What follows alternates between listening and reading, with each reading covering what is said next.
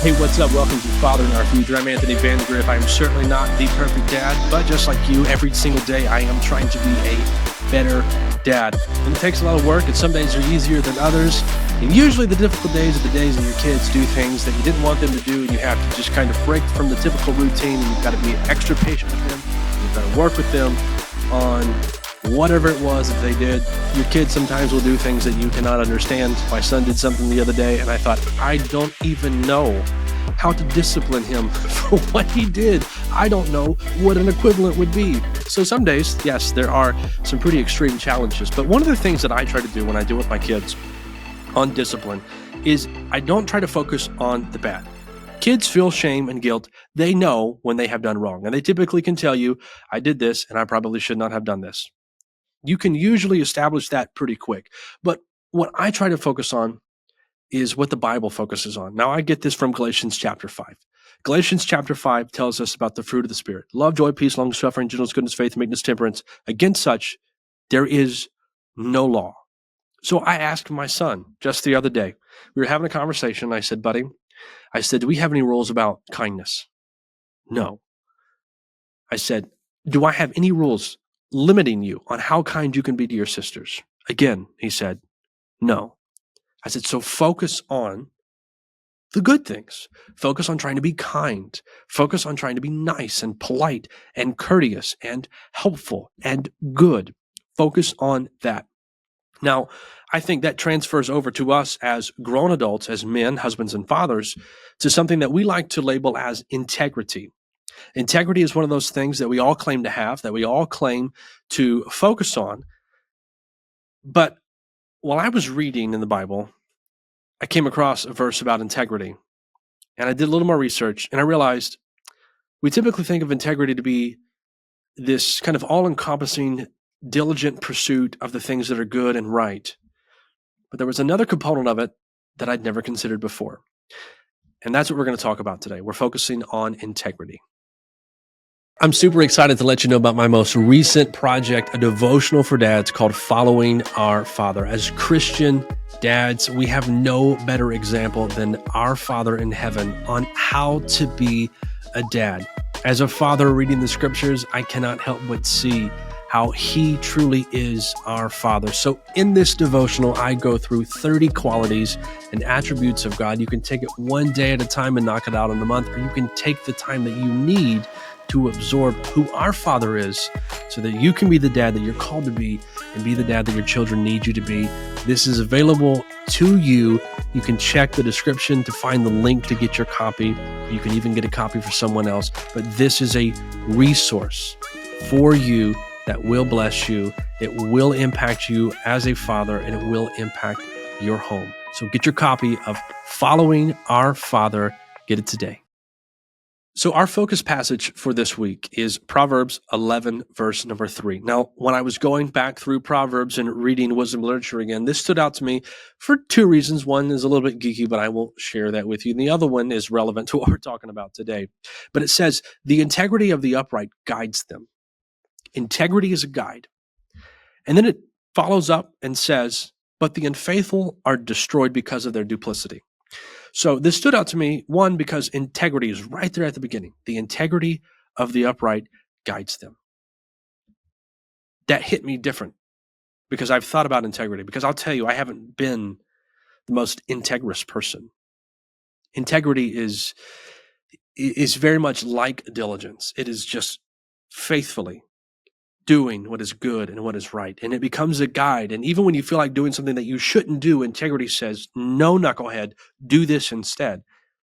And I have not lived the most integrous life. I have done things that integrity did not guide me to do. It's not just that I am an imperfect father. I'm also an imperfect husband. I'm also an imperfect man. Full confession. And then the geeky part of Proverbs 11:3 that stood out to me was the use of the word duplicity. I like vocabulary words. Again, when I did my episode with Derek, my buddy, a few weeks back, we talked about how we geek out about vocabulary at the end, and we truly do. We share biblical things that we learn, and we also share good words that we come across that we think we can use conversationally or within some sort of a presentation. Some words you learn you can't do anything with. For example, oxanoxanilopilification.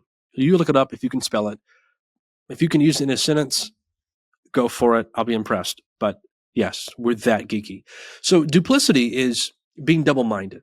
A duplicitous man, or a double-minded man, as James would call it in his letter, he says is unstable in all of his ways. Duplicity is basically, as James contextualizes, asking God to do something but acting in a way that you don't believe God's actually going to do it. It is saying one thing but doing another. I believe this, but instead I act this way. This is duplicity. So while the upright have integrity to guide them to do what is right all the time, integrity says you know what is right to do. You've been a child long enough. Your mother and your father have told you, you know what is right. You know the good thing that you want to do, but instead you acted like a knucklehead and did something different. Integrity guides the upright, the man who is good, the man who is trying to be righteous. Integrity guides you. But on the flip side of that, the unfaithful. Now, keep in mind that in order to be unfaithful, there has to be a faith to begin with. If you never believe something, if someone has never gone to church, never read the Bible, doesn't believe in God at all, they're not unfaithful because they never had a faith to begin with. To be unfaithful is to believe and to know what is good and what is right and what is biblical, but to not always do it, to go off and do some things. Contextualize it within marriage. If you sleep around and you're not married, there's some other things that might be said about you. But unfaithful is not one of them because you have not entered this faith covenant, if you will. You are only unfaithful post-marriage because that is when you have created something that you have promised to be faithful to. So to be unfaithful implies that there is a faith that you're not always abiding by. And so the unfaithful are destroyed because of their duplicity, because I claim this faith, but I live this way. The foundation and the bedrock of who I am publicly, this foundation that no one gets to see, this private bedrock upon which I build myself, is corroded and filled with things that are detestable.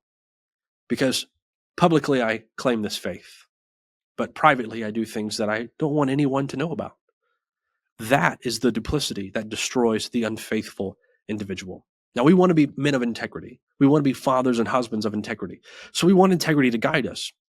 So secularly, when we think about integrity, we think about what is good, what is right, and doing those things faithfully, consistently, and diligently.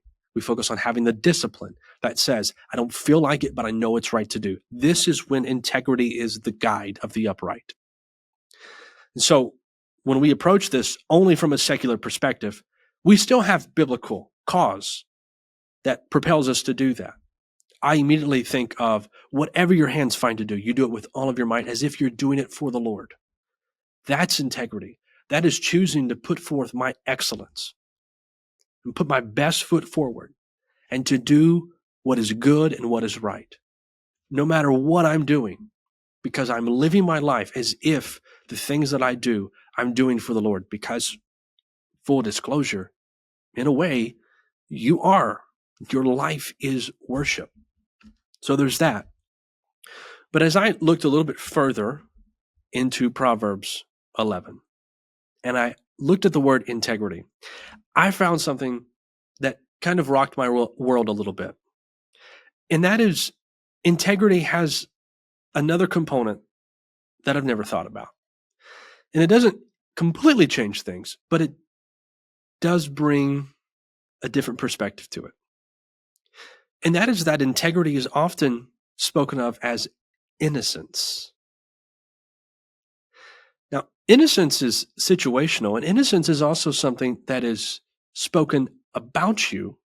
You can claim it yourself, but it is decided by others. If you were on trial for something and you said, I'm not guilty, I'm innocent, I did not do this, all the facts and all the evidence would be presented. And the jury gets to look at all of it. And they get to decide, are you guilty? or are you innocent? Now, as fathers, that jury is our family, our wife, and our children. They get to look at us and they get to determine, is he innocent? Is he truly a man of integrity?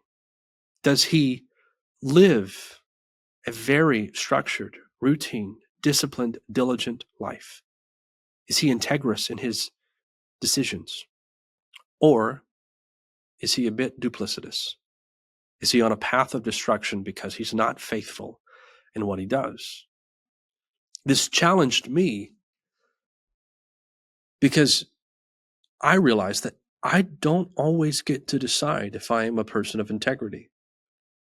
If I'm not considering, for the sake of this episode, my family and the things that I do, am I really a man, a husband, and a father of integrity? They get to make that decision. I get to make the claim, but they get to decide. They pronounce the judgment of innocence, not me. Now, I know that there are plenty of things in this life that we try to teach and display to our kids that they cannot understand until they get older, but I think it would be a huge mistake if we proceed in life assuming that everything that they cannot understand now, they will come to understand later. Some things you just have to tell your kids. You'll understand this later, I promise. But sometimes we can say that and it's not really a promise, it's more of a hope. And we hope that life pans out a particular way where they get to see why we had to do the things that we did or why we thought we had to do the things that we did. But that's not always the case.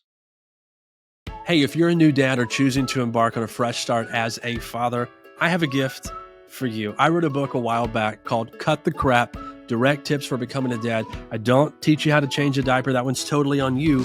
But I do talk about 5 elements that you need to focus on as a dad if you want to be the dad your children need you to be. And this is completely free. It is yours. There's no strings attached. The only thing that I'd like you to consider is if the book brings value to you as a father, make a contribution by going to fatheringourfuture.com/support.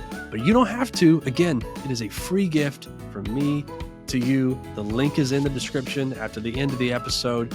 Click it, get your copy, and I pray that it helps you.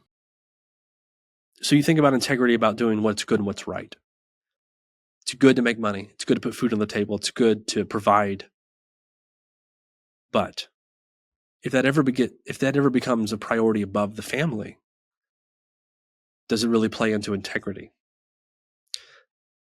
And I'm starting to think that it doesn't. Obviously, I'm not saying don't provide. I'm not saying I'm not telling you to stop providing. I'm not telling you to quit your job. I'm not telling you to stop putting food on the table. I'm not saying that. But what I am saying is you might want to consider your family as you are evaluating your career and the choices. You might have a job that's incredibly demanding. But reevaluate where you're at and consider your family. Is this the best job for you to have? Should you look elsewhere? Is there some explanation that you need to be providing to your family to help them understand why you're doing what you're doing? You're not just some dictator that gets to go unquestioned. You're a leader. You're setting the example. If your kids don't hear you communicate, if your kids don't get to see you display everything that you're going through, when it's their time to go through this stuff, they're not going to know what to do. You need to be open. You need to be candid with your family. But if all your kids ever see is when you're at the dinner table with them, you pick up the phone, you step away, you always take business calls. You never set some sort of parameter where family time is protected. They're not going to view that as integrity. They're going to view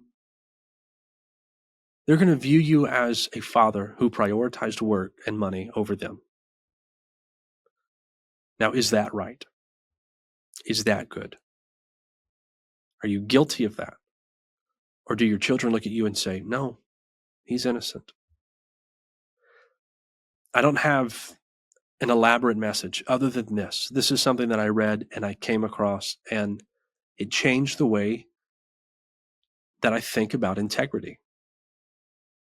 There's another element of this in the Bible that I think ties in to this concept of integrity within the context of innocence, and that's in Romans. The Apostle Paul is talking to a very mixed church that is both Gentile and Jewish. The Jewish population of the church, they believed that there were certain things you didn't eat. The Gentiles just threw all of it down. Bacon, ham, hog burgers wrapped in bacon. They knew how to eat. But the Jews thought that that was wrong, that it was unclean. And the Apostle Paul writes that you should not let what you know to be good spoken of as if it is evil. He gives this statement and then he explains it. If you are a part of a family, if you are one body of believers, it doesn't matter that you disagree on certain points. You need to come together and be unified. But when you come together, if you know that it's okay to eat all the meat, if you know that it's okay that as long as you are thankful for what you have, that it is clean, that God will bless it. If you know that, good for you. If they don't, consider that. Otherwise, if they show up to your house to eat and there are swine all over the table, they will speak evil of you, even though you're not necessarily doing something that's wrong. So think about this in your context. I really like to play basketball. I'm probably awful now, but there was a time in my life where I wasn't half bad. I would love to be able to go and play 1 or 2 nights a week at the gym with some guys. I'd have a lot of fun doing that. But what would my kids say? What would my wife say? Because I believe biblically I have an obligation. I have a responsibility. I have a calling as a father and a husband to serve my children and to serve my wife. And if I make a hard, fast rule that I will on Tuesdays and Thursdays go and play basketball at night for 3 hours with my buddies, is it wrong to play basketball? No. Is it a sin? No. But is it integrous? If my children and my wife look at that and they say, but you're missing valuable time that you don't get back. It's very challenging when you're not here because I have to pick up the load of dealing with all 4 children. Do your kids view those nights where maybe you're not there for dinner, you're not there for bedtime, you're not praying with them, you're not reading them a story or telling them a story, you're not giving them a hug or you're not giving them a kiss? Do they look at you and say innocent? Or will they look at you and say guilty? And that's the component of integrity that I think we need to mentally have a shift and consider. In living a life of integrity, is it all about us? Or are we considering our families? That's what I want you to think about. Because if you're not, it might be culturally acceptable as integrity. But you're a Christian father, you're a disciple of Jesus Christ. I don't think that would be biblical integrity. So I want to encourage you to consider your children, to consider your wife, consider your family and the things that you do. Because integrity is not solely about you doing what you think is right and good. Integrity consists of a component of innocence. Innocence is what you get to claim, but innocence is what your family gets to pronounce. So when it comes to integrity and allowing integrity to be your guide, will your children and will your wife view you as duplicitous, going down a path of destruction? Or will they view you as a husband and a father and a man who is upright, who allows integrity to be your guide? That's what I want you to think about. Think about your life. and consider, is my life truly being guided by biblical integrity? Let's pray. Lord Jesus, we thank you for your word that challenges us. We thank you for your word that gives us course correction. God, I pray that you would help us to reevaluate our lives, to make sure that we are considering our families in the equation of everything that we do, hobbies, work, things that we just enjoy doing, things that we prioritize and make time for. God, help us to reevaluate with our family being considered so that we are truly allowing integrity to guide us, that we are truly innocent in the eyes of our families. God, help us to do this. We know that you're with us on this journey. We know that you will help us. And God, we make ourselves available for your Spirit to do a work in us so that we can continue to be the husbands that you have called us to be, the fathers that you've designed us to be. God, help us to live out this calling that you have placed on us and to do it with integrity and to do it faithfully. In Jesus' name, amen. Well, I hope it wasn't too heavy. But I have to say that really challenged me when I came across integrity being something interchanged with innocence. That changed it for me because it's not just that I get to make that decision. I don't get to decide what my integrity looks like. They do. My wife, my children, they get the final say when it comes to integrity. And I think that's really important for us to be mindful of and to consider. So I pray that this brings challenge and correction to your life. And I pray that it helps you to grow, to change, and to develop into the husband that your wife needs you to be, into the father your children need you to be, that God has called you to be. It's not always easy. Sometimes, yes, it's the discipline I talked about at the beginning, but sometimes it's the changes that we have to make to continue growing so that we are that father that God has called us to be and that our children need us to be. But I want you to know that you can do this. You are capable of being that father. You can do it, and you don't have to do it alone. I'm here to help you the best way that I can. If you ever need help, you reach out to me, fatherinnerfuture@gmail.com, and I will help you to the extent of my ability. And if I can't help you the way that you need helped, then I'll find someone else who can. But remember, you're not alone. I'm here with you. fatherinnerfuture@gmail.com. You can do this. You've got to do this. But remember, you're a difference maker, a dynasty builder. You're a dad. You are needed. You are essential. Your impact has no price tag on it. It is a priceless work that you are doing. So don't give up. Stick with it. Thank you so much for being with me. This is Fathering Our Future. I'm Anthony Vandegrift, and I hope you'll join me next time.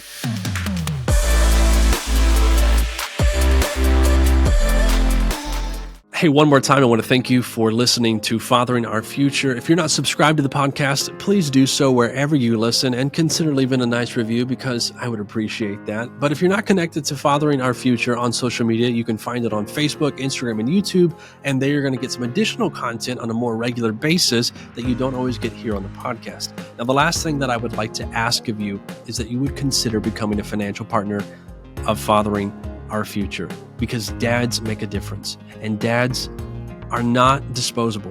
Dads are vital, and they are essential, and they are needed. And the impact that dads make doesn't just reside in the home, but it has a ripple effect that goes to churches and communities and culture. And I'm inviting you to be a part of equipping and empowering and educating dads to be the dad that God has called them to be and that their children need them to be. You can become a financial partner with Fathering Our Future. It can be a one-time contribution, a monthly commitment, but by doing that, you play a direct role in impacting dads. You can check the link in the description below. You can pray about it. You can get on board. And I thank you in advance for becoming a part of Fathering Our Future in a special and a dynamic way. God bless you.